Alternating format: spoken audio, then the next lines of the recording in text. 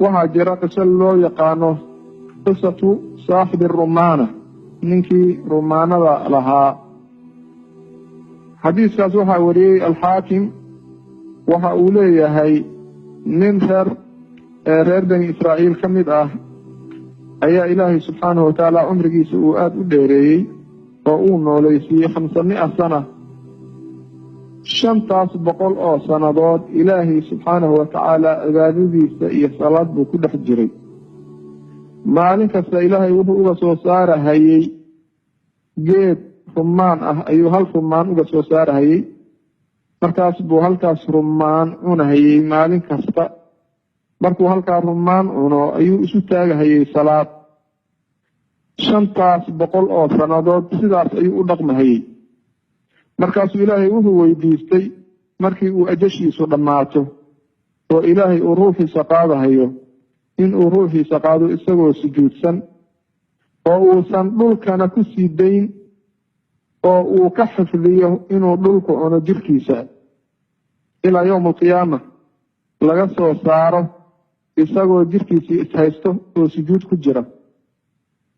markii Ilaahay subxaanahu wa ta'aala uu sidaas warsada ayuu Ilaahay sidaas u yeelay yawm alqiyaama ayuu Ilaahay wuxuu horkeenayaa hortiisa markaasuu wuxuu leeyahay adoonkayga waxaad gelisiin jannada markaasuu wuxuu leeyahay Ilaahayow waxaan jannada ku gelayaa camalkayga markaasuu Ilaahay wuxuu leeyahay adoonkayga jannada geliya raxmadeydana ku geliya markaasuu adoonkii wuxuu leeyahay intuu camalkiisii la weynaaday 500 sanadood salaadoodii iyo sujuudoodii la weynaatay ayuu leeyahay Ilaahu jannada waxaan ku gelayaa camalkayga markaasuu Ilaahay wuxuu ku leeyahay malaa'iktii waxaad qiyaastiin nicmada aan u nacmeeyay iyo camalkiisa isu qiyaasa markaas baa nicmooyinkii Ilaahay uu u nacmeeyay mid ka mid ah oo ah nicmada aragga iyo basarka ayaa la isqaabiliyay markaas bay nicmadii basarku ka badnaatay 500 oo sanadood cibaadadeedii markaas baa jasadkii kaleeto nicamtii uu Ilaahay u fidiyey ay soo hartay markaas buu Ilaahay wuxuu leeyahay adoonkayga naarta geliya markaas baa naartii loo kaxaynhayaa markaas buu wuxuu leeyahay yaa rabbi biraxmatika adkhilni aljanna naxariistaada jannada igu geli markaas buu Ilaahay wuxuu leeyahay soo celiya markaas baa la soo kor istaagahayaa la soo ag istaajinhayaa Ilaahay markaas buu wuxuu leeyahay Ilaahay yaa cabdi man khalaqaka walam taku shay'a yaa ku abuuray adigoo aan waxba ahayn markaas buu leeyahay adiga ay abuuray yaa rabbi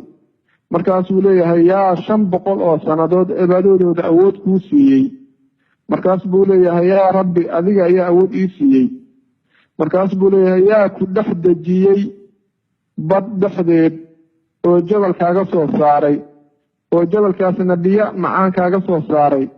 oo maalin kastana rumaan kuu soo dhaliyey rumaankuna sanadkiibuu mar dhashaa markaas buu leeyahay adiga ayaa intaas ii sameeyey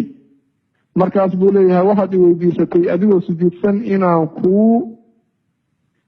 ruuxa kaa qaado marka sidaas baan kuu yeelay marka yaa sidaas ku yeelay adiga ayaa ii yeelay buu leeyahay markaasuu Ilaahay wuxuu leeyahay intaas oo dhan raxmadeyda ayay ku ahaadeen waxaanan jannada ku gelaysa oo jannada kugu gelinhayaa raxmadeyda ee camalkaada ma aha ninka intaa Ilaahay subxaanahu wa ta'aala caabudahayay oo isagoo sujuudsan Ilaahay la kulmay ayaa yawm alqiyaama Ilaahay wuxuu ku leeyahay waxaad jannada ku gelaysaa naxariisteeda ee camalkaada kuma gelaysid annagoo marka muddo kooban oo aad u gaaban Ilaahay caabudayna maxaa loo malaynhayaa cibaadadeennu in ay keeni karto